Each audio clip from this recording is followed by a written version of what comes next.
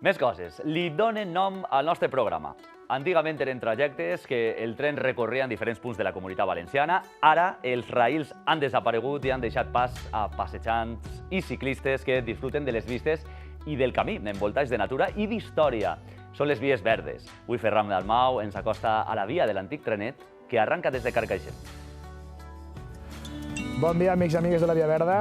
Avui, per a retre homenatge al programa, ens hem vingut a una via verda, a la via verda que uneix Carcaixent amb Dénia, la via de l'antic trenet. I per a fer este viatget hem quedat amb un bon amic, i és Paco Tortosa. Conta'm-nos, on estem? Bueno, pues estem en el paradís, perquè no tens que veure més que tot el que hi ha al nostre voltant. És que tenien diners de la taronja, mira quines cases se feren a dreta i a esquerra de l'actual Via Verda. Este és el traçat de l'antic tren, no? Per així passava el tren que servia per a dur la taronja de Carcaixent a la costa per exportar-la. Donaria diners a la taronja en aquella època com per a construir un ferrocarril expressament per a dur la taronja des de Carcaixent fins als ports de Gandia i Dénia? Imagina't.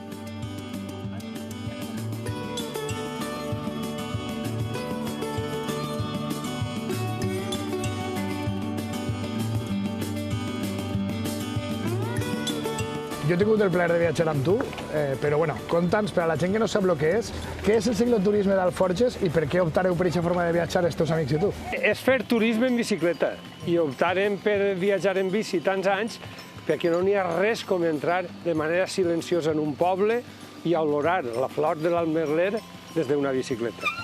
Pots gaudir de ara mateix parar, puc parar, fer fotos... Això és meravellós i damunt saber que no contamines ni gastes gasolina, això ja és increïble.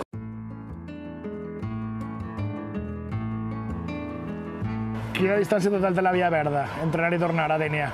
Uns 65 quilòmetres, O sigui que 130 anar i tornar. 130. El bo d'esta Via Verda és que va de l'interior cap a la costa i vens d'un ecosistema, diguem, entre muntanyes i quan arribes a Tavernes i a Gandia fins a Dénia, doncs és tot per la costa, no? Un contrast molt bonic. Paisatge litoral. Bueno, i també molt important, la Via Verda al final el que fa és segregar el tràfic rodat per al tràfic de bicicletes. Per tant, és un itinerari que se pot fer amb els nanos, que pots fer-lo amb les teues mascotes, que pots fer-lo de forma tranquil·la, perquè al final la seguretat també és molt important. I el que no sabeu és que el pare d'esta criatura, d'esta Via Verda, el tinc així al costat. Conta, Paco. Bueno, me van encarregar un treball de geografia. Vaig cartografiar tot el recorregut en l'any 83, quan no existia el programa estatal de Vies Verdes, i en aquesta matrícula d'honor el profe ho va dur a la conselleria a obres públiques i per fi ara, en el 2024, 40 anys després. gaudir-la 40 anys després. Molt bé. Però estic molt content d'haver treballat en ella i sí que la sent filla meua.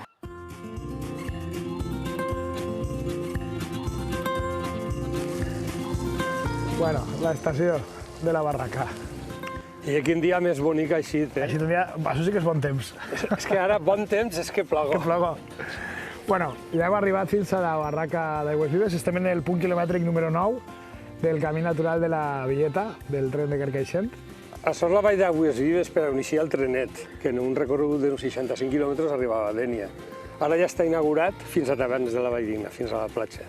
Hem fet un tram curtet de la Via Verda, hem fet en total 9 quilòmetres per a vindre i ara farem 9 quilòmetres per a tornar. Així en la Barraca d'Aigües Vives podeu visitar el monestir de la Barraca, que és una passada, i tota aquesta vall la veritat és que val la pena visitar-la. O sigui que, amics i amigues de la Via Verda, feu les vies verdes valencianes que són un tresor natural.